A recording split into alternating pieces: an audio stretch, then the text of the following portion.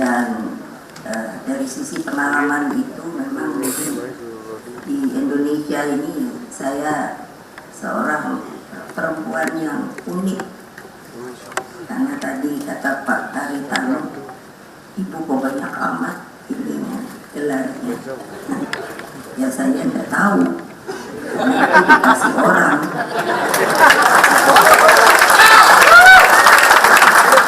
Ya mungkin itulah sebuah penghormatan, karena saya tadinya ketika mau mendapatkan honoris causa, saya mengatakan bahwa saya tidak mau kalau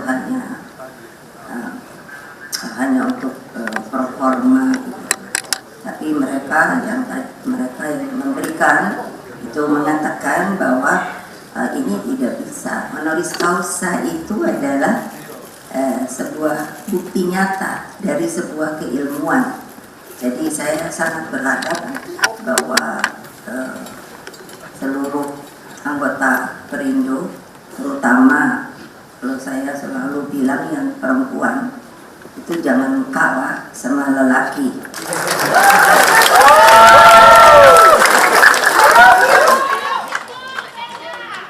Ya, karena saya terima kasih, merasa terhormat karena Pak Haritano minta untuk bisa memberikan ya yang disebut untuk keynote speech wawasan kebangsaan. Jadi sebelumnya ada yang kurang. Saya sekarang ditugasi sebagai ketua pembina ideologi Pancasila. Jadi nanti kalau saya mengatakan salam Pancasila, karena ini sedang disosialisasikan supaya kita seluruh rakyat selalu ingat bahwa kita sebagai warga negara Indonesia itu mempunyai ideologi yang telah dibuat oleh para pendiri bangsa kita ketika dilakukan dalam sebuah pertemuan ketika sebelum merdeka yang disebut BPUPK. Jadi dengan demikian kalau saya bilang salam Pancasila, seharusnya itu semua berdiri, tapi juga tidak selalu silakan seperti saya. Dan saya minta maaf karena saya sudah berumur kalau berdiri itu, karena saya kalau di PDI Perjuangan kalau memberikan ceramah ataupun arahan itu bisa sampai 4 jam. Tapi kalau di sini saya tidak berani ya, karena tentunya akan ada waktu yang lain. Nah, lalu setelah salam Pancasila seperti tadi yang saya dengar, karena begini, banyak saya ditanya, kenapa Ibu sih senang amat teriak-teriak merdeka, merdeka, merdeka. Itu menunjukkan, terutama dari generasi muda, sama sekali boleh dibilang seperti buta sejarah. Padahal pada waktu sebelum kemerdekaan, kebetulan bapak saya, ibu saya, kakek saya dan lain sebagainya itu mereka ikut berkiprah sebagai pejuang untuk kemerdekaan kita. Jadi kalau dulu itu bilangnya kalau bertemu satu sama lain, jadi ciri yang untuk panggil nama itu Bung Karno, Bung Hatta, Bung Tomo, Bung Syahrir. Saya tanya kenapa kok begitu, untuk tidak ada rasa perbedaan. Lalu kalau yang kedua itu adalah selalu bertemu begitu, lalu mengucapkannya merdeka atau mati. Jadi dari saya merdeka, nanti mungkin Pak Haritano bilang mati, tapi itu sebelum merdeka. Nah, kalau oleh sebab itu maka saya meneruskannya adalah kalau saya bicara merdeka, maka kalian pun harus menjawab merdeka, karena kita memang sudah merdeka. Jadi seperti begitulah hal-hal yang ternyata saya sendiri merasa sangat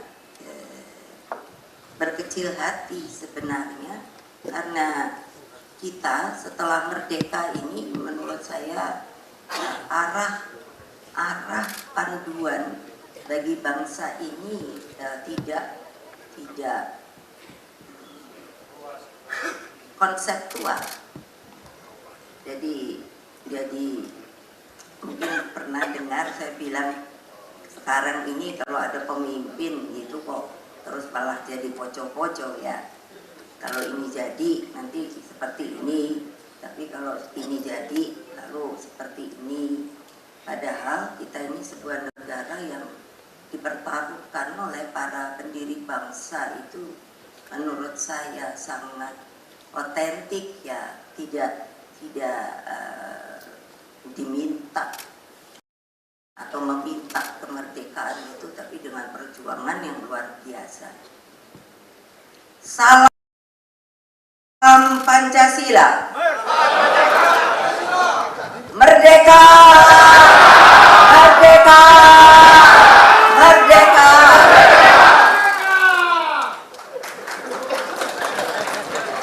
Puji syukur kita panjatkan kehadirat Allah Subhanahu wa Ta'ala.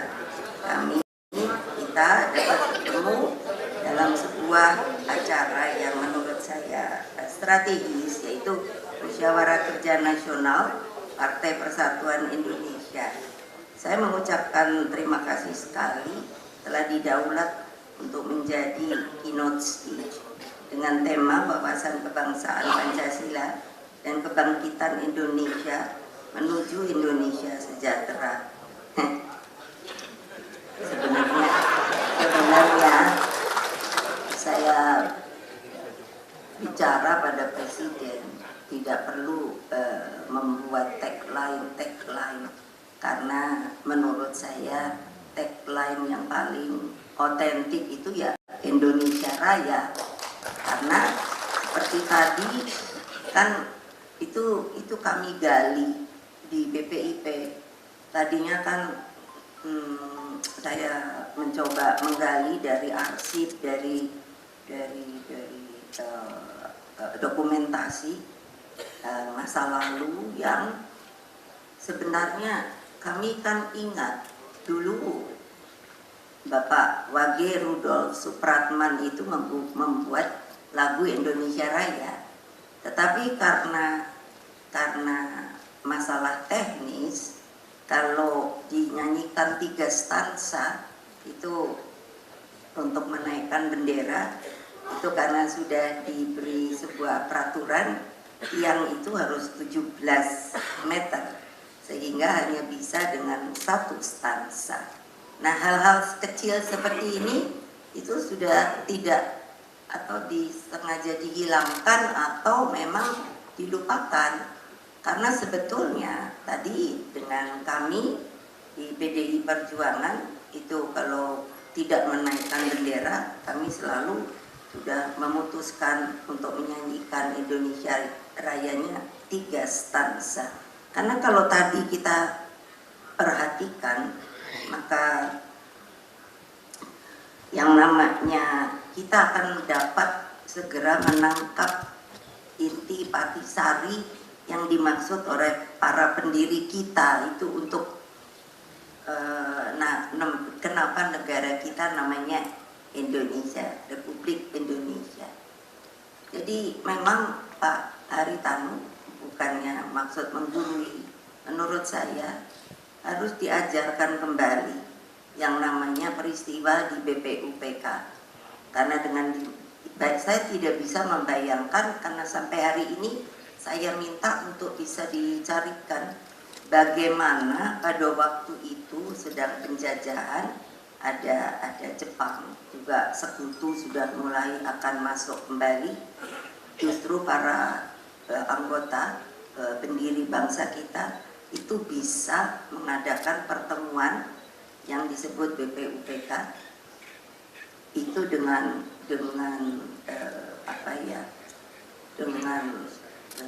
benar. artinya semuanya bisa kumpul. Karena kalau dilihat dari absensi itu semua dari daerah itu datang. Yang menjadi kekaguman saya, bagaimana mereka bisa datang? Karena kan kalau sekarang enak, ada HP, bisa video call dan lain sebagainya. Tapi pada waktu itu saya mencoba berimajinasi, itu kan sulit sekali dan sedang dalam masa penjajahan. Jadi artinya kemungkinan ditangkap itu masih besar sekali. Tapi mereka bisa lolos dan hadir dari seluruh penjuru. Dan kapal terbang kan belum ada, yang ada kan baru kapal laut. Nah, penggalian ini itu sebenarnya menurut saya harus diceritakan kembali kepada generasi kita. Karena kalau tidak, saya sering kalau mamanya disuruh ceramah seperti ini, terutama untuk anak-anak muda, mereka lalu bilangnya begini, untuk apa Ibu Mega teriak merdeka merdeka? Itu orang kita sudah merdeka. Itu menunjukkan bahwa mereka itu buta, sama sekali tidak tahu mengapa mereka bisa menjadi orang Indonesia. Jadi kalau sekarang saya selalu bertanya, kalau ini siapa kamu, tapi supaya ini tegas, saya bilang who am I, bukannya who am I, karena maksudnya kamu tuh siapa. Jadi kalau kamu menganggap atau merasa sebagai warga negara sah Indonesia, kamu juga mesti tahu hal-hal seperti ini, karena bukan gampang, ini sebuah pertaruhan ketika mau merdeka. Kalau dilihat, saya orang yang sudah berkeliling Indonesia dari Sabang sampai Merauke, dari atas sampai ke bawah, dan itu bukan hanya kota-kota saja. Saya pergi sampai ke desa-desa untuk melihat bagaimana orang Indonesia yang disebut Indonesia. Jadi seharusnya memang kalau di kami menugasi bahwa kalau jadi masuk PDI Perjuangan, salah satu syarat adalah harus turun ke bawah. Dan saya sebut untuk bertemu dengan akar rumput, yaitu rakyat. Banyak hal yang sekarang terjadi dalam perubahan perjalanan Republik kita yang akan berumur 79 tahun. Jadi kalau saya ke daerah-daerah, yang selalu saya tanyakan, apakah di daerah ini ada taman pahlawan atau whatever untuk menguburkan mereka yang dulu telah berjuang.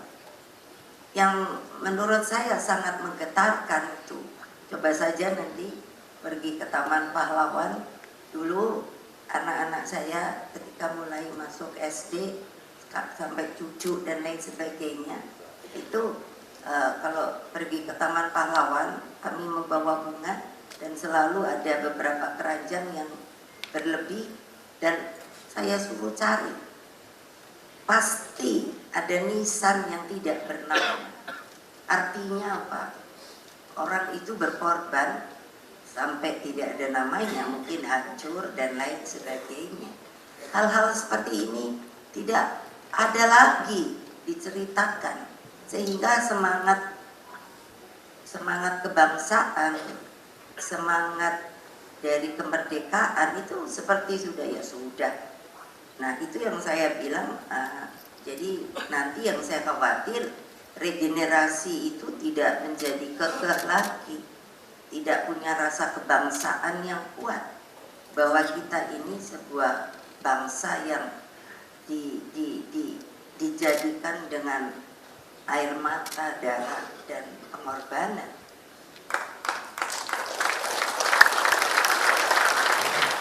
Nah, kalau seperti ini tapi saya tidak berani.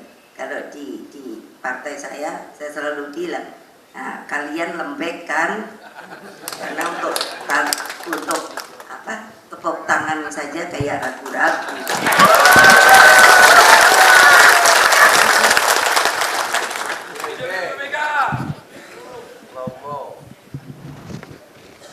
dan pada waktu itu, semuanya di BPUPK ini kan dengan segala hormat saya, karena ini diminta untuk berceramah mengenai kebangsaan. Jadi saya berbicara mengenai proses sejarah yang menurut saya itulah saya dapat mempertanggungjawabkan. Jadi ketika Bung Karno dan para bapak bangsa itu di BPUPK itu, Pak Dr. Rajiman kan menanyakan, kalau itu ketua rapat, kalau nanti kita merdeka, apa ini kita yang disebut akhirnya ideologi. Dan ketika Pak Harto menjadi presiden, itu menurut saya dari seluruh perjalanan sejarah kita itu merupakan black dot. Kenapa? Saya tidak ada masalah dengan beliau, tetapi dalam cara berpikir dan berpolitiknya, waktu itu beliau, saya sendiri sampai hari ini tidak mengerti. Saya kena jadi korban juga, teman-teman saya, karena waktu itu kami tidak boleh lagi kuliah dengan tidak ada alasannya. Nah, jadi kan maksud saya apa reasonnya sebenarnya, karena pada waktu itu beliau melakukan namanya desoekarnoisasi. Dan tidak mengerti saya adalah kalau desoekarnoisasi, so what yang dia akan tampilkan. Nah, padahal pada kenyataannya itu menurut saya tidak ada sama sekali apa yang telah dilakukan. Karena ini tentu kritik membangun. Beliau hanya mendapatkan gelar Bapak Pembangunan, tapi apa pembangunannya?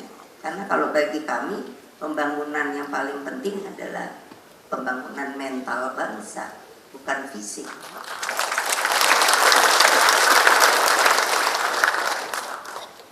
Nah, ketika itu maka ada yang ketika Pak Dr. Rajiman itu ada, kami punya suratnya, karena ketika waktu zaman Pak Harto itu kan dikatakan bahwa bukan Bung Karno yang mengintrodusir Pancasila, tetapi Pak Muhammad Yamin, ada lagi Profesor Dr. Nugroho Toto Susanto, ada Pak Yamin sendiri, ada yang namanya menulis otentik, yang saya bilang saya cari di arsip dokumentasi, itu ada bahwa mereka semua mengatakan tidak, hanya Bung Karno satu-satunya yang mengintrodusir yang disebut akhirnya Pancasila itu. Lalu kalau Profesor Dr. Nugroho, karena sampai sekarang ada masih yang dipakai, saya hanya mengatakan begini, dia umurnya berapa Pak Profesor Nugroho, dan sudah jadi profesor. Profesornya dapat dari mana? Apakah masa penjajahan? Seperti ayah saya, insinyurnya dapat di ITB pada waktu itu masih zaman penjajahan. Ternyata bukan. Jadi mana mungkin, pada Pancasila itu dibicarakan sebelum merdeka ketika ada sidang BPUPK. Nah, ini yang harusnya menjadikan tonggak-tonggak sejarah yang sebenarnya saya sudah berulang kali minta ini sebetulnya harus disebarluaskan, diomongkan kepada anak-anak kita bahwa inilah mental bangsa, bahwa kalian itu harus menjaga. Kalau tadi ada Indonesia Rayanya harus abadi, saya sangat setuju di nyanyian Indonesia Raya. Kebayang tidak kalau sekarang kita lihat dalam ilmu geopolitik, banyak sekali bangsa yang istilahnya kehilangan tempat tanah airnya, terpecah belah. Itu seperti Palestina saja, ini sekarang mudah-mudahan sudah diterima di PBB dan bisa dijadikan sebuah anggota tetap. Nah, kalau kalian seperti saya, kebetulan saya dapat berkah. Saya anaknya proklamator, ibu saya yang menjahit bendera pusaka. Ketika saya menanyakan kepada ibu saya waktu membuat bendera pusaka itu takut apa tidak? Siapa yang tidak takut? Tapi kok ibu mau? Ya karena saya percaya sama bapak kamu yang mengatakan kita pasti merdeka. Coba bayangkan kalau kalian sekarang masih dijajah, apakah bisa seperti ini? Tadi Pak Haritanu mengatakan tempat ini boleh digunakan, saya sangat terima kasih. Karena memang itu Pak Haritanu yang sekarang sedang saya untuk kembangkan itu adalah para seniman kita, budayawan kita. Itu kan memang bukan orang yang punya uang. Jadi kalau untuk mencari tempat-tempat seperti begini itu sangat sulit sekali. Nah, seperti di tim Taman Ismail Marzuki itu sebenarnya dibuat oleh Pak Ali Sadikin itu sebagai memang tempat untuk membangun kreasi dari seniman dan budaya. Tetapi sekarang karena untuk menyewa saja mahal, maka banyak sekali kami caranya mencari tempat dengan bergotong royong. Jadi kalau mungkin Pak Haritanu bisa memberikan diskon atau gratis begitu, Pak, saya senang sekali.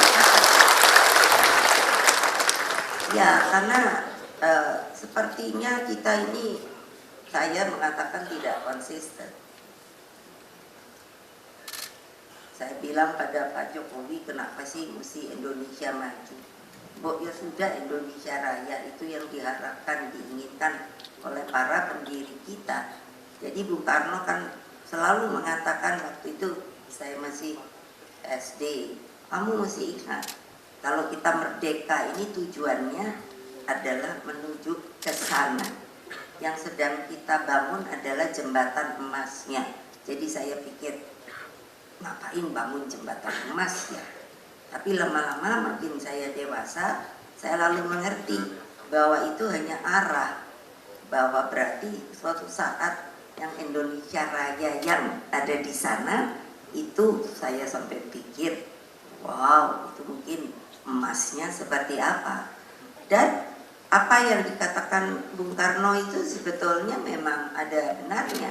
Kalau kita melihat Kerajaan Sriwijaya, Kerajaan Majapahit, saya pernah mendapatkan buku dari seorang profesor Prancis yang membaca tulisan-tulisan di Borobudur. Itu dikatakan bahwa lantainya kerajaan Majapahit itu dari emas. Itu bukan dia. Saya nanya karena bertemu waktu saya presiden, saya lupa namanya. Saya nanya, itu kamu ambil dari mana? Mega itu datang dari itu apa sih? Prasasti di Borobudur. Jadi saya dapat membayangkan bahwa Indonesia ini memang kaya raya. Dari kecil saya diomongkan oleh bapak saya, jangan lupa Indonesia itu adalah namanya sebuah untaian zamrud di Katulistiwa. Saya mana tahu yang namanya zamrud itu apa. Tapi karena teringat terus, lalu saya suatu saat mencari di ensiklopedi. Ternyata zamrud itu batu yang termasuk juga termahal dibanding sapphire, ruby, lalu berlian begitu. Jadi dan saya sangat yakin bahwa memang kita ini Indonesia Raya. Nah, saudara-saudara sekalian, ketika beliau mengutarakan Pancasila itu diterima loh secara aklamasi. Apa artinya? Jadi memang beliau yang membuat. Tapi waktu zaman Pak Harto itu mau dihilangkan dengan desoekarnoisasi. Nah, hal ini tidak pernah diceritakan. Jadi waktu di Lemhanas ketika masih Pak Andi Wijayanto ketuanya, itu saya justru menanyakan, kita tidak bisa membohongi sejarah. Sejarah is truth. Jadi apapun bagusnya, apapun jeleknya, regenerasi nanti harus selalu tahu bahwa inilah kejadiannya, inilah mengapa kalian harus terus bangun supaya itu abadi. Tapi kalau seperti sekarang ini, saya melihat, saya pernah kan berpidato, kita mulai meninggalkan etika moral dan hati nurani. Jadi kalau itu saja sudah hilang, jadi bagaimana kita mau menjadi sebuah bangsa? Coba tolong dilihat, sampai hari ini ketika ada perang yang namanya di Timur Tengah itu seperti Irak, sampai sekarang masih dampaknya masih kelihatan, belum kembali seperti dulu. Seperti Libya, sekarang pecah sepertinya menjadi 3. Nah bayangkan kalau kita hanya enak-enakan, yang saya bilang, sudah apa sih Ibu Mega ngomongi supaya kita tetap punya semangat. Coba pikir, kalau one day kita, karena semua negara sekarang ini sedang mengalami juga masalah, dan itu ketika saya juga dijadikan oleh Paus Fransiskus dan Imam Besar Masjid Al-Azhar tahun ini, dan dari 2023 sampai sekarang itu dijadikan juri yang dipilih oleh beliau berdua, hanya 5, saya satu-satunya orang Asia, orang Islam. Saya sendiri kaget, tapi saya dipilih oleh Imam Besar Masjid Al-Azhar. Jadi ketika bertemu kemarin juga mungkin ada dilihat, beliau datang Paus ketika ketemu di Roma, karena mereka membuat sebuah foundation, namanya foundationnya adalah Zayed Award, dan harus mencari orang-orang yang terus berjuang di seluruh dunia ini bagi perdamaian dunia. Waktu saya yang dinominasikan itu ada 150 orang seluruh dunia, dan saya kami harus mencari itu 3. Jadi tidak terbayangkan hanya 3 harian itu diberi kesempatan memilah-milah lalu berargumentasi siapa yang kiranya betul bisa diinginkan. Alhamdulillah pada waktu itu saya mengajukan, karena dari juri boleh mengajukan yang menurut juri itu adalah juga patut untuk dinominasikan. Saya menominasikan adalah NU dan Muhammadiyah, jadi tidak sendiri-sendiri, dan seorang wanita yaitu Ibu Musda Mulia. Ternyata hasilnya NU dan Muhammadiyah itu mendapatkan nominasi, dan Ibu Musda Mulia sebetulnya juga, tapi karena hanya 3 orang, jadi dari kalangan juri itu berbisik, Mega, kamu jangan borong semua. Oke, saya bilang. Jadi yang lainnya adalah mereka yang pilih. Nah, itu menunjukkan apa? Bagi saya sebuah kebanggaan bahwa ternyata dari sisi saya mengatakan ketika ditanya kenapa NU dan Muhammadiyah kamu usulkan, loh karena mereka itu adalah sebuah organisasi yang juga sudah dari sejak zaman kemerdekaan itu membantu bertempur. Saya masih ingat bahwa ada itu ketika Kerawang dan Bekasi itu adalah dulu lumbung padi seharusnya. Jadi ketika itu Belanda mau merubah, itu ditentang oleh para petani, yang disebut adalah pertempuran petani Banten yang didukung oleh NU, kiai-kiainya. Nah, apa artinya? Bahwa sebenarnya kita ini tidak ada arah. Maunya negara kita itu jadi apa? Karena seperti maaf waktu saya di DPR saya sering karena waktu saya di DPR hanya 3 kan partainya, Golkar, P3, lalu PDI, lalu yang fraksi satu lagi itu pilih fraksi ABRI. Saya suka beririan dengan Golkar karena waktu itulah makanya dirusak menurut saya yang namanya Kerawang Bekasi, seperti apa yang kejadian seperti ini.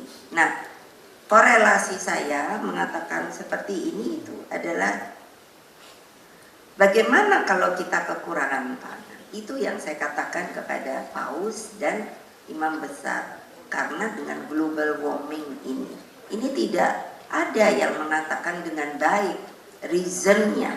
Jadi bayangkan, coba nanti Mbak Haritanu ada ini bisa mungkin kerjasama dengan BRIN. Saya juga menjadi ketua pengarah itu. Riset BRIN adalah Badan Riset Inovasi Nasional. Jadi saya sudah suruh hitung setiap tahun itu kita ternyata membutuhkan 28 juta ton beras. Nah, kalau dengan anomali keadaan ini cuaca, lalu bagaimana? Lalu korelasinya kalau dengan politik itu negara lain yang 4 musim itu kan 3 bulan itu kena salju.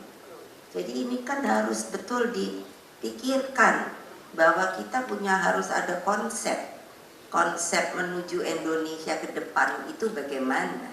Nah, dulu kan MPR ketika reformasi, jadi ini saya runtun kan di zaman merdeka, sebelum merdeka zaman Pak Harto, yang tidak jelas menurut saya mau diinikannya kemana, lalu reformasi dan semua itu saya ikut. Makanya kalau saya pikir saya diberi berkah sama Allah masih terus bisa ikut. Jadi kalau waktu reformasi kemarin 27 Juli itu udah tuli dan kami peringati sampai hari ini belum bisa dibuka ininya tabirnya, karena sebenarnya di pengadilan sipil itu sudah meminta untuk menjadi pengadilan koneksitas dengan yang namanya pengadilan militer. Jadi bayangkan dari tahun berapa itu sampai sekarang ya seperti tidak dibuka-buka. Dan inilah juga yang menurut saya masalah hukum kita, akibat kita sendiri tidak punya daya juang bahwa negara ini memang dibangun secara hukum. Tetapi kalau kita lihat sekarang ya hukum kita itu menurut saya pocong-pocong. Coba bayangkan, dan orang sekarang kelihatannya tidak bisa ngomong seperti saya. Saya waktu reformasi saya suka pikir ya, bayangin keren tuh saya tuh mungkin harus laki betulnya. Ya, karena dipanggil polisi aja 3 kali. Nah maaf kalau di anak buah saya ngamuk. Kamu penakut, bayangin kalah sama perempuan, dipanggil polisi aja 3 kali, ditanyai macam-macam. Di kejaksaan aja sekali, dari jam 8 pagi sampai hampir jam 8 malam. Ternyata supaya tahu, pertanyaan itu bolak-balik aja itu. Betul loh, supaya kalian bisa tahu tekniknya, supaya kalau orang dengar keluar di luar itu kok lama banget gitu. Padahal cuma selembar kertas segini loh. Tapi terus katanya kalau secara teknis mungkin ada yang disembunyikan. Tapi saya lucu waktu di kejaksaan. Ini biar aja, boleh masuk ke koran. Iya, karena kalau saya pikir koran pun sekarang media pada takut ya. Saya waktu itu ditanya begini, terakhir ini ibu gitu. Karena saya bilang, Pak, saya ini mau ditahan atau bagaimana? Saya ini kan juga seorang istri dan ibu. Kalau mau ditahan kan saya mesti ngomong sama suami saya. Udah. Terus, tapi terakhir ada satu Bu yang mau ditanyakan. Ya silakan. Gitu. Ibu pernah lihat naga merah, naga hijau? Loh, kan saya jadi apa urusannya ya? Kan saya mestinya ini ditanyanya urusan politik ya. Oh, ini binatang, udah gitu naga lagi. Betul loh. Ini bukan saya ngomong kosong. Terus saya jadi udah mulai jengkel kan, ini udah nggak aneh, ini udah aneh. Jadi saya kalau tadinya dulu enak begini, sekarang saya begini. Terus saya bilang, yang terhormat Bapak yang menginterogasi saya, kalau Bapak sendiri sudah pernah lihat naga apa belum? Ya, saya udah panas karena saya pikir saya datang sukarela. Makanya jangan takut lah. Orang polisi juga yang menjadikan juga republik ini. Nah, jadi waktu itu saya lah sudah tidak tahan. Yang namanya pengacara saya tidak boleh masuk. Jadi ngintip. Terus saya bilang gini, Bapak-bapak, ada satu ibu, Bapak-bapak, Bapak enak sekarang ya di situ. Maaf ya saya nunjuk begitu.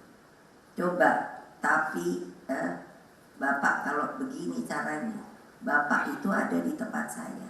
Saya mau ngomong interogasi aja sampai lupa karena saya udah marah. Nah, di verbur, bahasa Belanda verbur itu interogasi.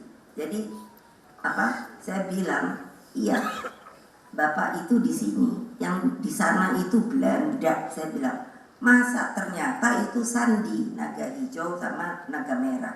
Saya kan nanya-nanya, apa sih urusannya naga kok merah sama hijau? Ternyata kalau yang hijau itu ini Gus Dur. Terus kalau yang merah itu saya.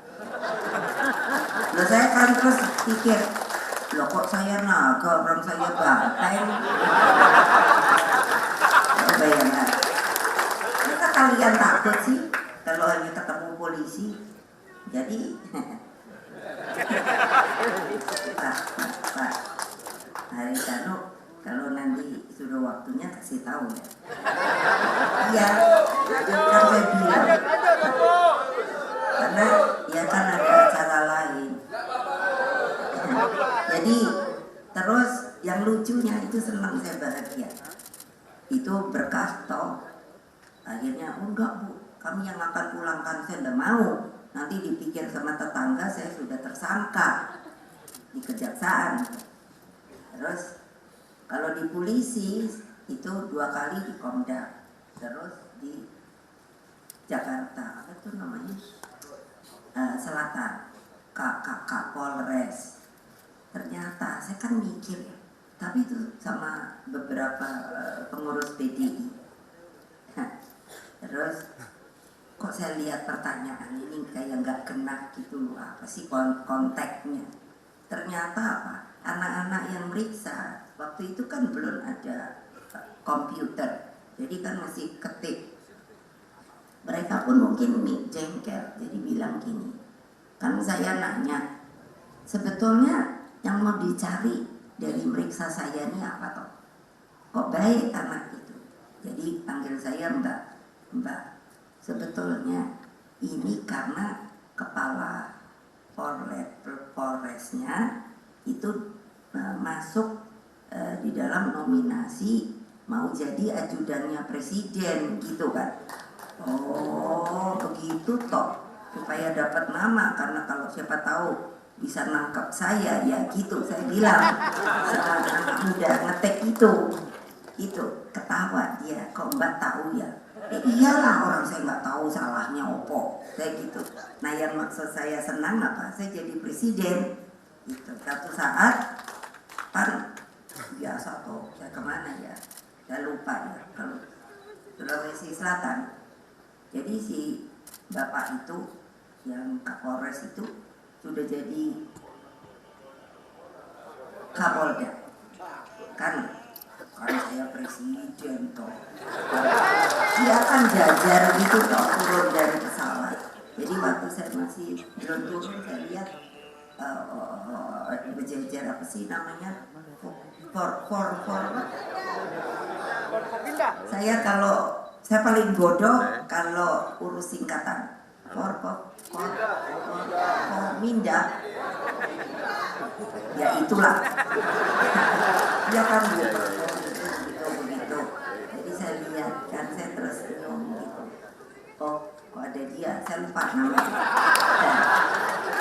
Iya, terus dalam batin saya, sekarang lo hormat sama saya. Makanya kok gitu aja takut tuh. Orang nggak ada yang langgeng. Terus yang di kejaksaan, suatu ketika saya juga presiden, jadi ada hari adiaksa, ya toh. Jadi waktu itu masih di ruang tunggu ada petingginya, terus ada jaksa agungnya. Saya kan panggil, bisikin, Bapak, dulu yang periksa saya ada di lapangan apa tidak ya? Siap, ada perintah gitu. Saya kan jadi kaget sendiri. Saya hanya nanya, kok siap perintah? Terus mukanya pucat kan?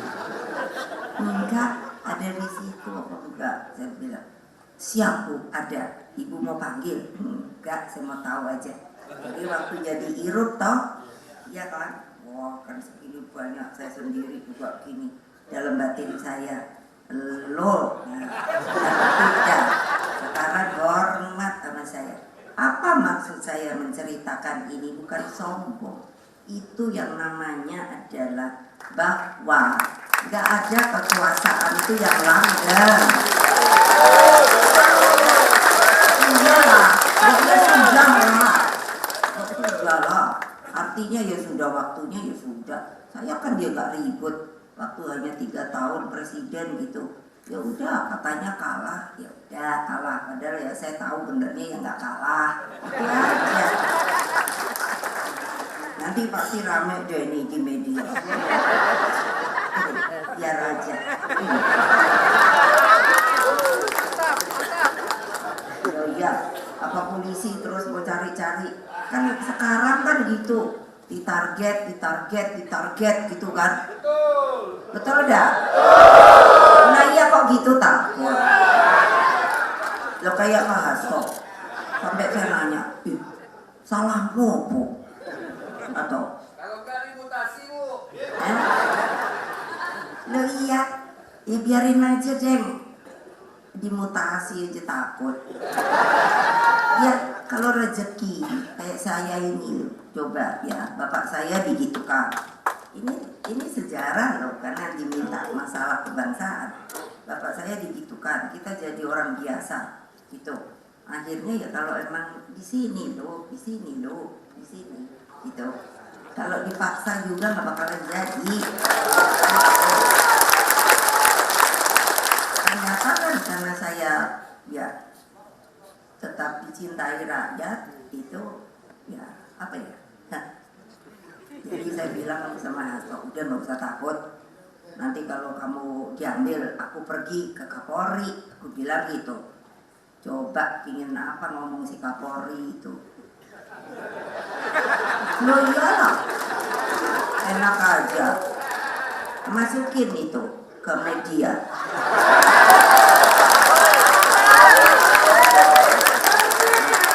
Nah, saya herannya sekarang kalian ini, maaf ya, iya penuh dengan rasa ketakutan. Saya apa toh yo? Loh, saya kan selalu ngajarkan kebenaran is kebenaran. Satyam Eva Jayate. Jadi ya sudahlah, ngapain sih gitu. Nah, kenapa kami dibeginikan? Coba, saya sampai tanya PDI Perjuangan.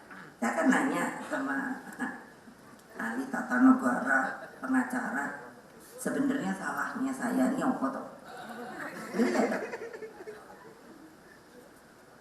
Coba pikir, coba kalau bisa, loh Tapi mau ngambil saya pada gak berani. Loh iyalah, jadi yang seserannya di sekeliling saya gitu loh.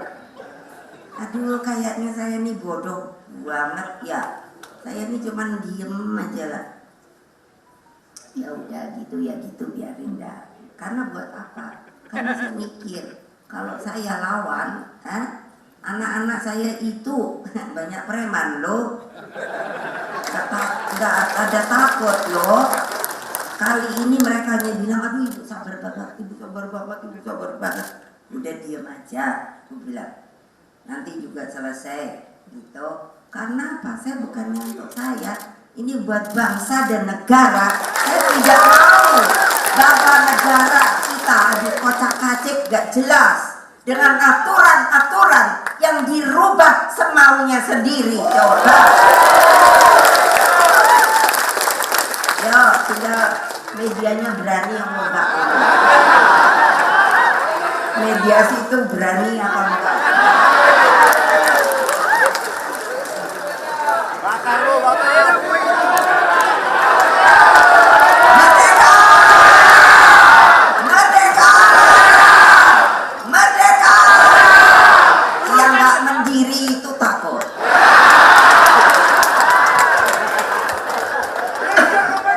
Nah, saya kalau ngomong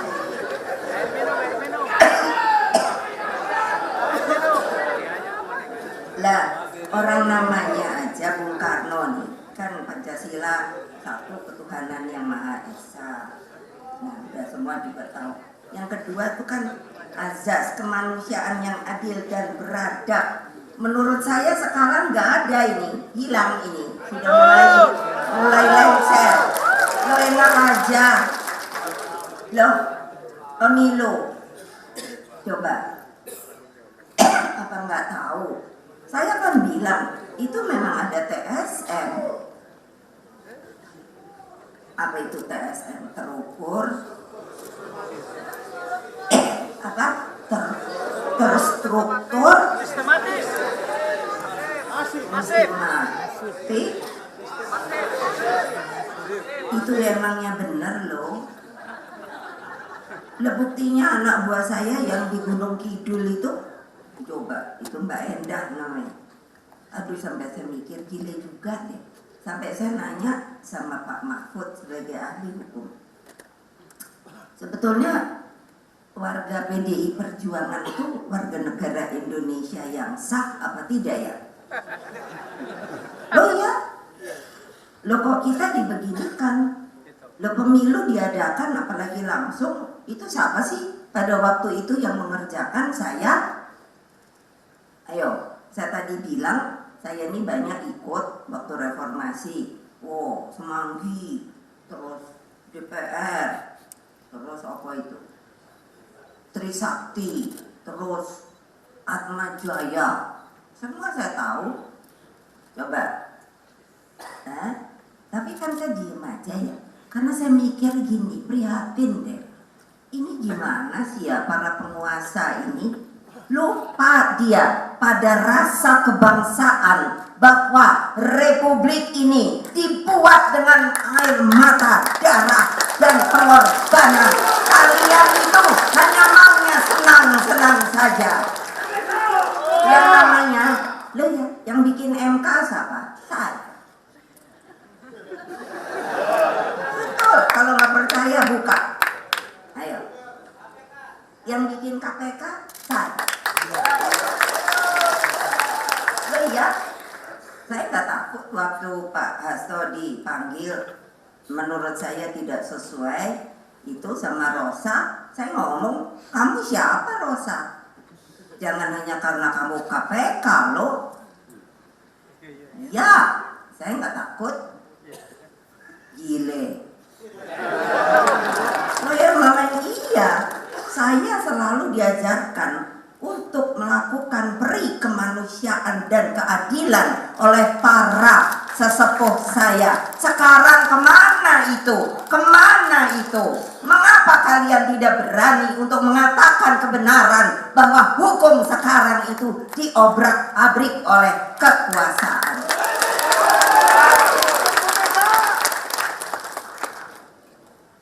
jadi kan apa coba? Sampai Bung Karno itu hanya melihat supaya perdamaian hanya bukan buat Indonesia.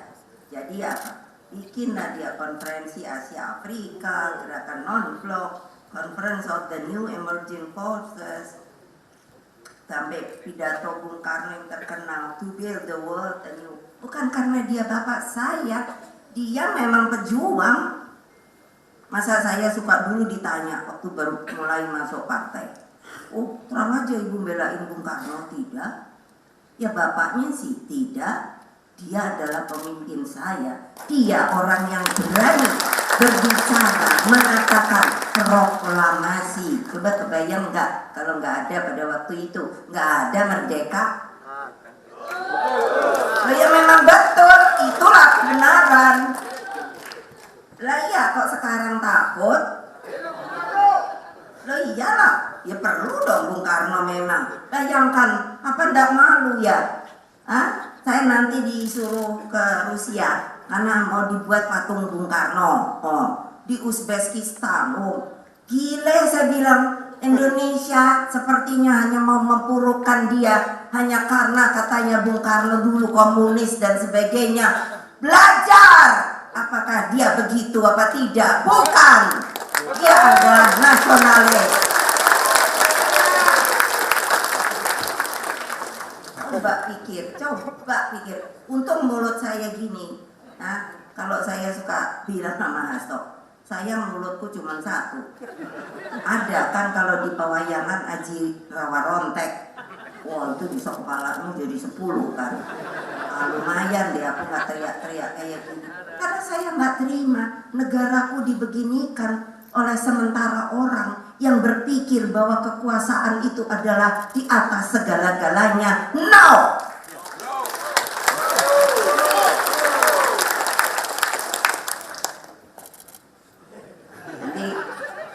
Nanti tolong saya ya, kalau tiba-tiba saya dipanggil sama polisi kayak sama kejaksaan kayak, mau nggak ikut nganter saya ke sana? Kan lumayan.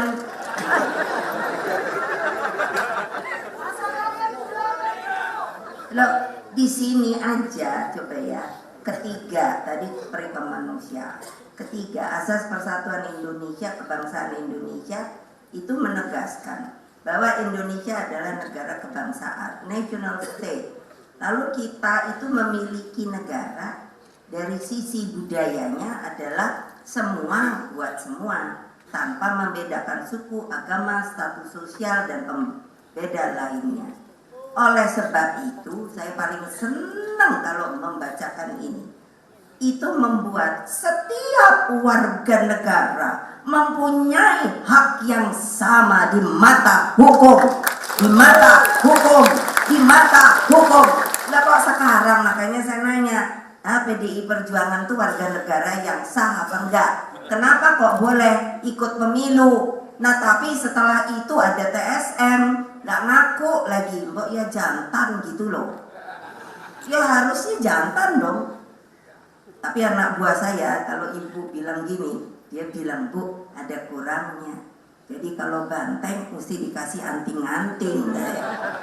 Anak saya tuh kan anak tuh ya PDI-PDI-an tuh kan suka guyon. Loh ya, makanya iya dong, jangan dong hanya untuk kekuasaan lalu menyampingkan gitu. Fair aja lah. Iya dong. Masa begitu? Oh, saya sampai mikir, lah kalau pemilu langsung aja kayak gitu, lalu mau dikembalikan lagi, yang namanya pemilu ini, pemilu apa namanya dulu, yang dipilih di MPR itu loh. Lihat, ini kan saya ini sebagai orang yang juga melakukan sejarah, bayangkan, kita tuh mikir gitu. Dulu waktu mau reformasi, saya aja bilang sama Gus Dur, sama Mas Sultan, saya belum kenal loh namanya Pak Amin Rais. Jadi saya tanya sama Gus Dur kan, itu Pak Amin Rais itu sebenarnya sopoyo, gitu kan? Loh betul, saya tahu kok. Pak Amin Rais juga belum kenal saya. Tapi kan demikian kejadiannya. Nah, itu kan permainan politik, padahal sudah dijanjikan siapa yang menang pada waktu itu, itulah yang menjadi presiden. Nah tapi kan pada waktu itu terus dibuat yang namanya, ini sejarah apa itu, poros tengah. Di situ kan bunyinya asal bukan mega gitu kan. Terus iya, akhirnya Gus Dur yang dijadikan. Nah saya kan ya nggak berontak, diam aja deh, ya terserah aja. Tapi maksud saya itu kenapa sih? Kalau saya mau berontak tuh bisa. Anak buah saya tuh banyak. Sekarang aja buktinya ya saya nomor 1 lagi. Itu lah. Tapi saya jaga karena apa? Nanti tuh yang dampaknya itu bagi siapa? Ya bagi negara dan bangsa. Jadi ya Mbak, kalau sudah bikin aturan itu konsekuen gitu. Nah, seperti MPR diturunkan. Kalau ada persoalan yang harus amandemen, lah bagaimana ya? Makanya saya kan sudah minta waktu rapat kerja keberapa ya? Keberapa itu? Saya sudah minta pada lain-lain partai, cobalah pikirkan. Mari kita kembalikan MPR karena itu sudah dibuat oleh para pendiri bangsa. Majelis Permusyawaratan Rakyat beda dengan Dewan Perwakilan Rakyat. Coba, untuk apa? Hal-hal yang ternyata di konstitusi itu harus dirubah, itu namanya adalah amandemen dengan melalui TAP. Nah kalau sekarang MPR-nya melorot, jadi antara DPR, MPR, DPD. Saya tuh bingung. Bingungnya begini. Memang waktu itu kita juga ada di situ. Saya bilang ibu karena iya, tapi saya sengaja tidak boleh terlalu keras. Karena kan baru habis selesai kuda tuli. Kuda tuli itu apa sih sebetulnya yang diinikan? Jadi seluruh arsip dokumentasi kita itu diambil untuk melemahkan. Untung anak-anak kita, saya waktu itu datang. Jadi kan biar bagaimanapun juga struktur di bawah itu kan tidak bisa langsung kita ingat dan tidak ada komputer. Jadi mereka yang datang bilang, Bu saya ini Bu, ini Bu, ini Bu. Untung saja sehingga bisa terbentuk lagi yang namanya struktur. Jadi bisa, ini kan sejarah, tapi kan tidak ada yang membunyikan. Nah ini saya cerita sejarah, jangan nanti dibilang saya provokator. No, saya mengatakan yang benar, yang harus diketahui oleh kalian yang termasuk sebagai bangsa Indonesia, bahwa bukan gampang loh, bahwa kayak begini ini dengan adanya juga global warming, keekonomian kita, pangan kita harus diajarkan itu, bahwa itulah kewajiban kita supaya negara kita jangan negara bobrok, harus berdiri dengan teguh, harus bersama seperti apa yang dikatakan oleh para pendiri bangsa kita. Berapa orang yang digantung, berapa orang yang ditembak, apakah kalian tahu? Coba pikir, jadi jangan hanya terpotong bahwa sekarang ya sudah, yang dulu itu kan dulu, itu sejarah loh. Semua negara pasti akan membunyikan namanya sejarah bangsa mereka. Jas merah. Itu lah, itu ada yang bilang jas merah. Jangan lupakan sejarah. Itu yang Bung Karno bilang. Karena memang itulah terbentuknya kita sebagai Republik Indonesia yang kita cintai. Lah kalau umpamanya hanya mikir, ya sudahlah, apa tidak mungkin? Ayo, dengan persenjataan yang sekarang makin modern, saya udah khawatir loh. Kalau saya lihat nih, saya kan seneng geopolitik gitu. Tak ngomong, liatin, wow, sekarang yang namanya negara-negara canggih itu sudah tidak mau, kalau harus ada tempur itu tidak mau dengan orang, mereka menghitungkan teknologi. teknologi yang katanya mungkin itu teknologi drone. Jadi kalau jatuh itu nggak sama orang. Ini kan harus diikuti. So what kita? Angkatan kita, TNI kita ini apa isinya? Gitu loh. Lah kalau nanti terjadi juga mau diserang lagi, karena negara kita ini memang luar biasa resourcesnya. Orang urusan tambang aja sekarang orang pada heboh. Oh maunya nyari tambang. Saya tuh sampai bilang sama ini, sama teman-teman, makan tambang itu nanti kalau udah nggak ada beras terus piye? Apa negara-negara sekarang kalau nggak percaya sama saya, negara-negara yang importnya atau ekspor beras itu juga ketar-ketir.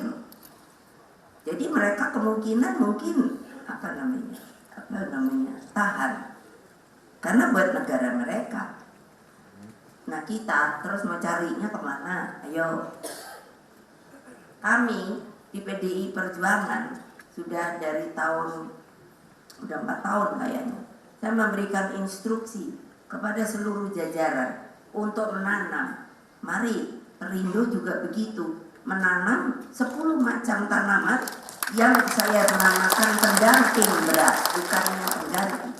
Loh, kalau nanti nggak ada, jangan dipikir loh mau importnya juga ditahan. Itu kan harus waras kita berpikirnya, harus pintar kita berpikirnya. Bahwa kalau kemudian itu jadi, terus kita bingung mau cari kemana. Saya udah ngomong sama yang punya ini mie. Saya bilang, kamu jangan ini loh. Bikin mie itu juga kali dari singkong atau opo. Karena gandum itu sekarang nanti kalau ditahan juga sama Rusia, sama India. Terus gimana? Mari pikir. Saya bertanggung jawab karena saya diberi, saya suruh. Gimana nih supaya nanamnya itu ada. Sedang tanah semuanya diambilin. Tidak ada lagi yang namanya untuk pertanian atau ini. Coba dulu waktu saya di DPR itu zaman Pak Harto itu ada program mencetak 1 juta sawah di tanah gambut. Kalau itu cari dah, masa nggak ada ini. Saya ribut melulu karena apa? Pertanyaan saya, lah kalau sudah ditanam di tanah gambut, saya pergi tempat pembenihan itu adalah di Sukamandi, Subang. Saya tanya ke sana, mereka bilang nggak ada Bu, kalau untuk padi gambut nggak bisa. Sampai hari ini saya suruh mencari sebuah benih baru untuk tanah gambut, belum berhasil, gitu loh. Jadi kan gimana ya kita kalau kita hanya sudahlah, pokoknya kita kaya raya gitu, makanan kita banyak. No, kalau nggak dipelihara, hutan ditebang. Saya ribut terus. Saya di Komisi 4 itu 3 kali dan tidak boleh pindah. Dan lucunya, biar saya berantem sama Golkar, kalau P3 enggak gitu galak. Fraksi ABRI juga enggak. Tapi gitu, saya nggak boleh pindah dari Komisi 4. Semuanya minta saya tetap di Komisi 4 karena katanya Ibu Megawati itu mulutnya cerewet katanya. Ya iyalah, karena saya ngomong kebenaran. Coba bayangkan, bikin 1 juta hektar kok akhirnya puso. Puso itu apa sih? Gagal. Coba. Karena benihnya nggak ada. Jadi kalian itu jangan saya kemarin datang tamu utusan dari Presiden Xi Jinping dari Partai Komunis itu.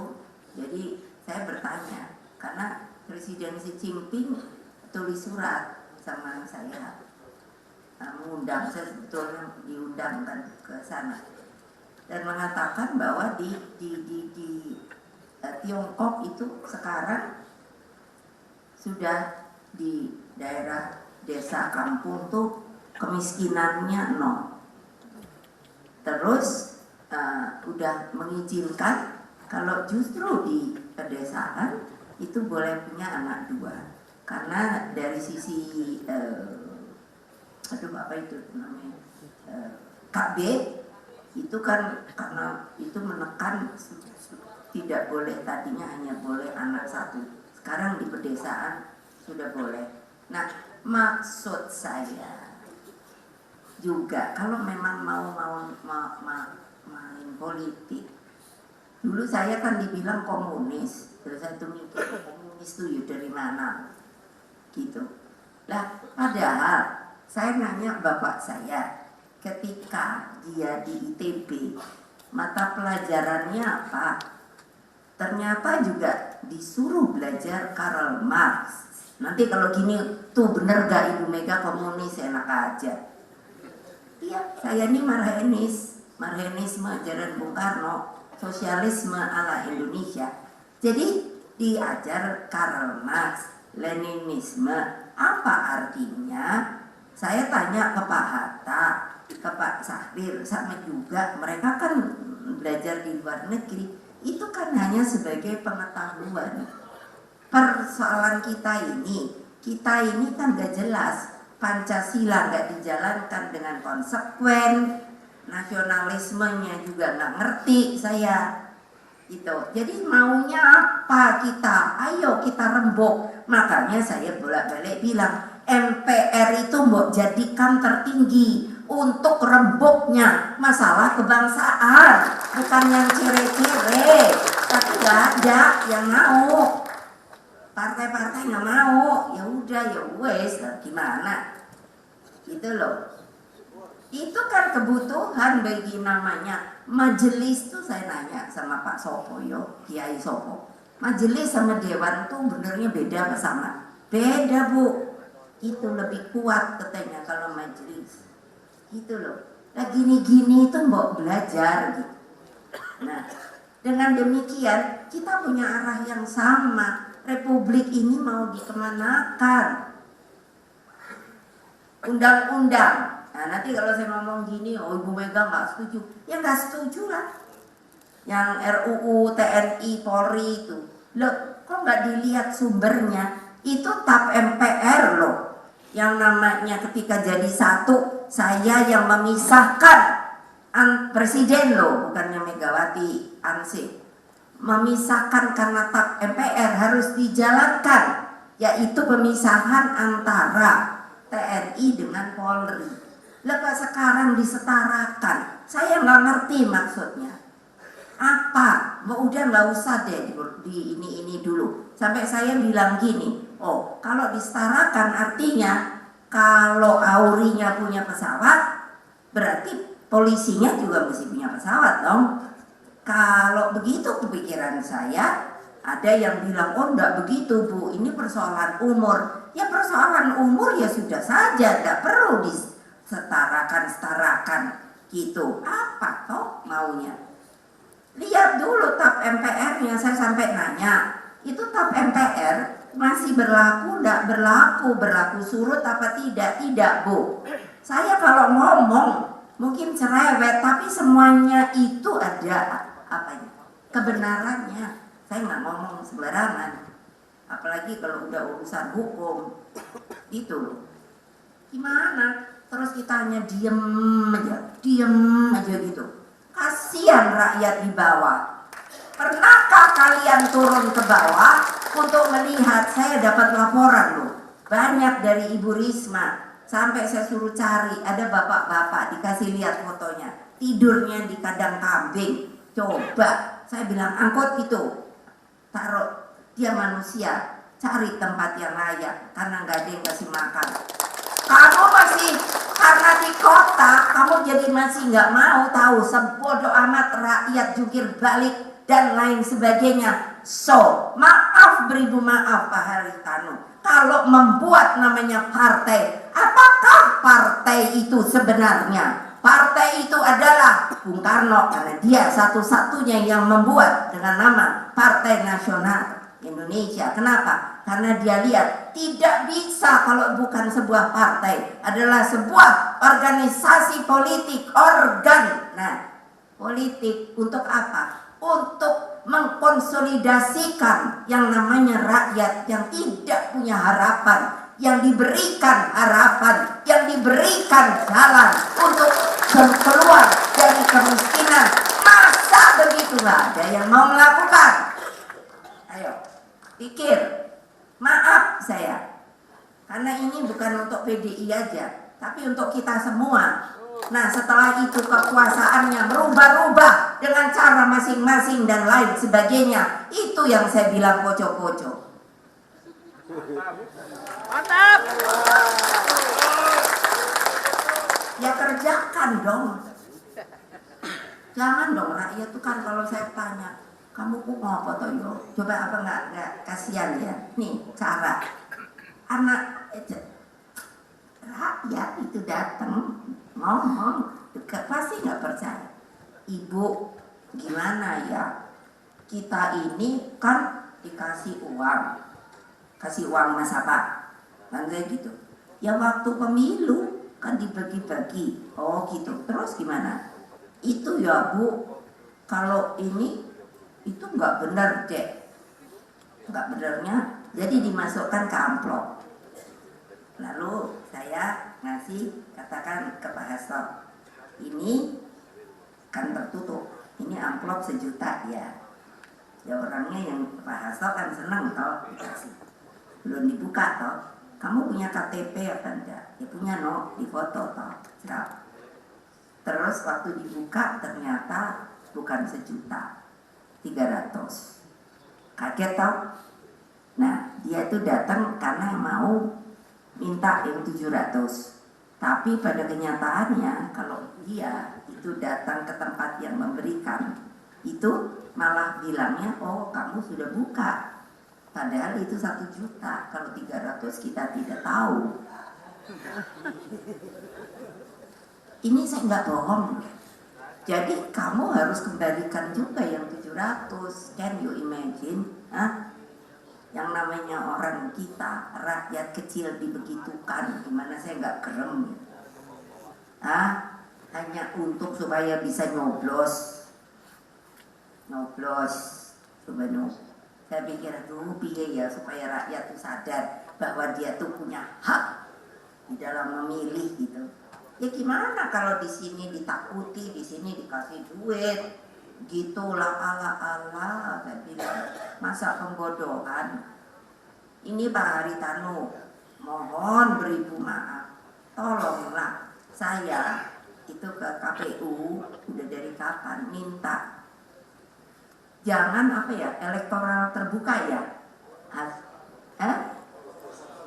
proporsional terbuka. Karena apa? Itu yang dijadikan itu menurut saya nggak jelas, bukan perintah partai. Kalau di kami itu nggak ada yang begitu pokoknya. Nah akibatnya juga kan apa?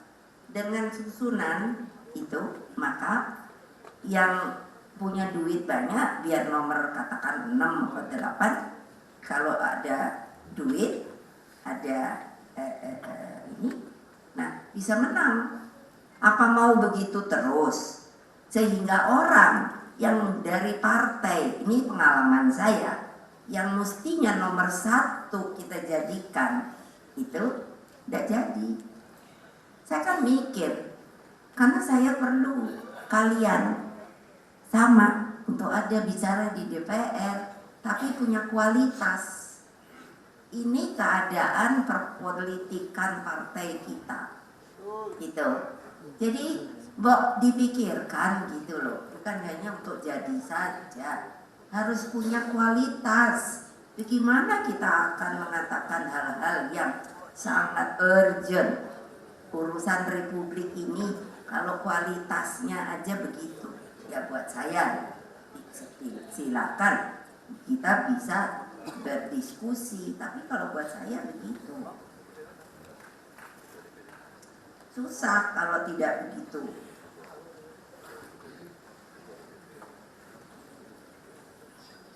Nah, dulu mengapa toh sebenarnya yang saya bilang tadi desoekarnoisasi. Bung Karno itu sudah, beliau itu memang orang yang namanya pikirannya itu visioner.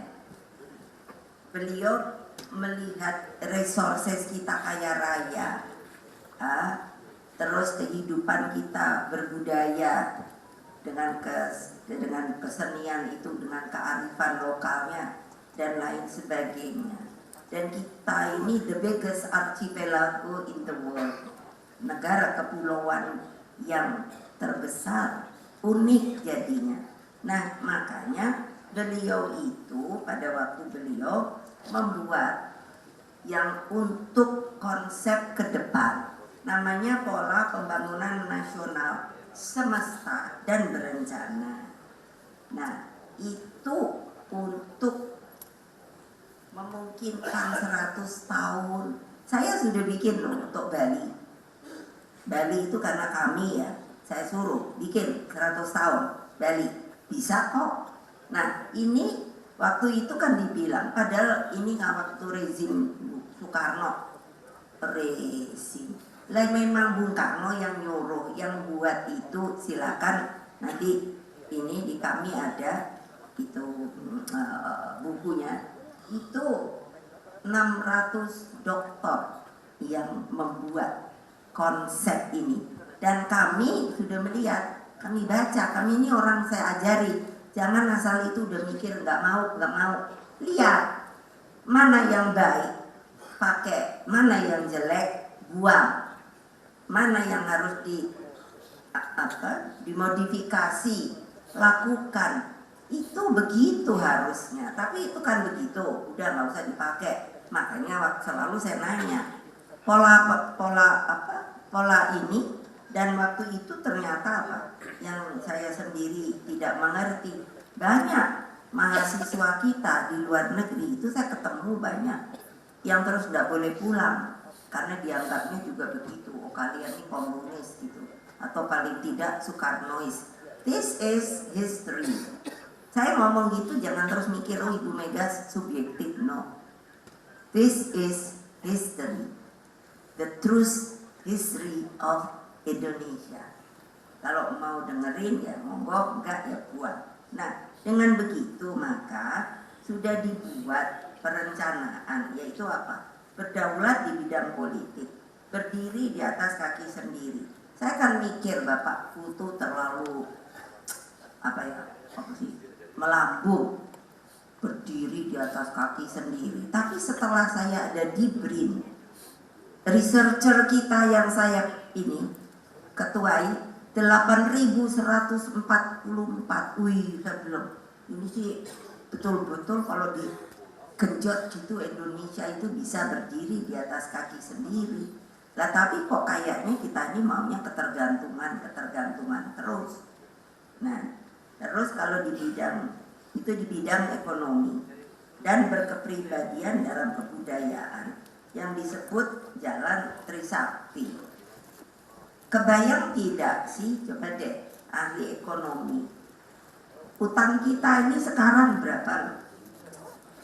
Coba deh, kok itu dibahas, tolong dibahas. Saya waktu ini itu kan sebagai presiden disuruh menangani BLBI, BPPN, 300 ribuan kredit macet. Tapi saya jalankan selesai. Saya sampai diberi award karena kok bisa Indonesia bayar utang IMF. Ini kan sekarang keadaan begini, saya sendiri mikir, terus siapa yang mengurusi ya? Coba Pak Haritanu. Bagaimana kalau ilmu-ilmu dasar sekarang hanya tidak kita ini sebuah negara yang sudah punya nuklir dari zaman Bung Karno, itu ada di Bandung, namanya itunya reaktornya itu trigamma. Jadi apa ya? Kenapa sih saya melihat bangsa Indonesia ini menjadi bangsa yang turun dari sisi pengetahuan kebangsaannya, turun dari sisi semangat perjuangannya. Nah itu buat saya sih khawatir ya. Saya selalu bilang pada anak-anak PDI saya ini udah tua, saya udah 77, makanya nggak bisa berdiri lagi kalau kelamaan pidato. Jadi kalian ini kan akan yang menjadi akan terjadi regenerasi. Nah kalau regenerasi kita aja nggak jelas, nggak ngerti negara dia, itu terus bagaimana? Jauh. Nah ini tinggal mungkin 3. Jadi persoalan pokok yang mesti saya sampaikan, yaitu pertama ya perekonomian. Kita tahu toh yang namanya dolar aja sekarang kan ditekan terus toh, padahal itu sudah mau 16 sekian gitu kan, 16 sekian itu kan berarti nekannya itu kan sudah BI-nya itu sudah boleh dipikir mengkhawatirkan menurut saya, karena dulu saya juga mengalami waktu itu saya menangani itu dolar tuh 18.000. Makanya mengapa banyak pebisnis itu ketika mau bayar utang modal itu kan nggak bisa, dari 2000-an naik begitu. Nah ini kan harus juga ada pemantauan itu Pak Hari, itu harus ada diskusi. So what? Kalau utang kita ini sekarang saya dengar kalau untuk bayar yang sekarang saja baru bunganya sudah sekitar 160, kalau salah tolong dibetulkan, 164 T. Nah, bayangin itu bunga loh. Coba terus jadi mau bagaimana gitu loh. Nah dengan demikian kita kan juga mestinya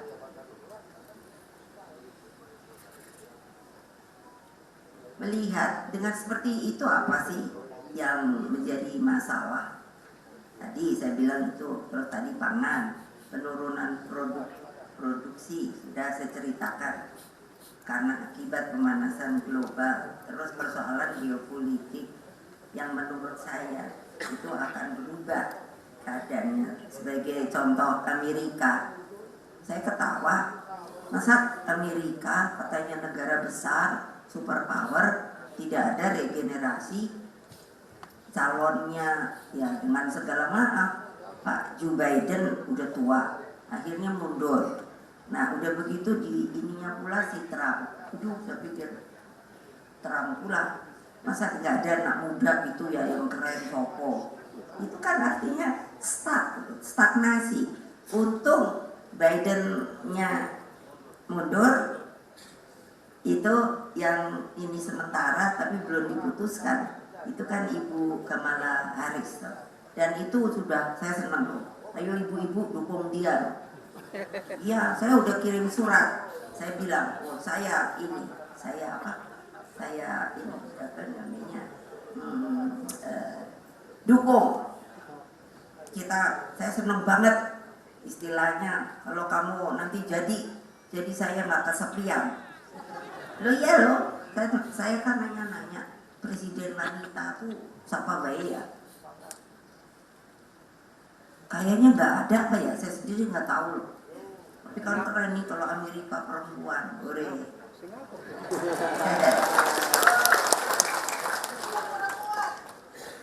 Ya memang sudah hidup, cuman masih melempem gitu aja. Mesti kayak saya dong. Nah, lantang kalau berbicara. Iya, iki opo ya. Sama ini masalah teknologi itu Bapak, saya titip ya. Sekarang saya udah juga khawatir, gini umpamanya, kok nggak dipikirkan ya? Bikin, maaf, itu apa namanya ini properti gedung gini-gini. Tapi kan terus seperti mall-mall ya. Saya udah 5 tahunan loh bicara pada teman-teman saya pengusaha. Maksud saya begini, loh sekarang kan ada online ya, gitu. Nah, saya kan pada tanya sama yang dia namanya juga perempuan ya. Jadi kan umpamanya kalau kemana ini Plaza Indonesia atau apa gitu, kan ada toko-toko botik gitu. Saya kan nanya, kamu sama ini online-nya bersaing nggak? Semua mengeluh. Nah, pertanyaan saya, kalau online makin menjamur, terus ini sewanya makin mahal, itu yang saya nanya sama teman-teman yang saya kenal di mall-mall itu. Mereka bilang, ya terus bagaimana? Jadi kan maksud saya juga harus sebuah ini dong, apa namanya? Sebuah pembatasan bahwa yang online ini apa aja sih, kan gitu, supaya hidup semua menurut saya. Ini ide saya. Nah juga yaitu karena kita tidak dilatih untuk bisa berbicara. Persoalan serius itu kan kualitas demokrasi sekarang ini kan saya takut yang kita sudah reformasi kok tahu-tahu kayaknya mau dibelenggu lagi. Karena apa? Itu supremasi hukumnya tidak berjalan dengan baik, membuat korupsi, budaya merit system. Jadi kan ini yang harus berani kita bedah. Karena apa? Ini kalau ditanya ya itulah urusan kebangsaan. Karena kalau itu tidak dilakukan, so what?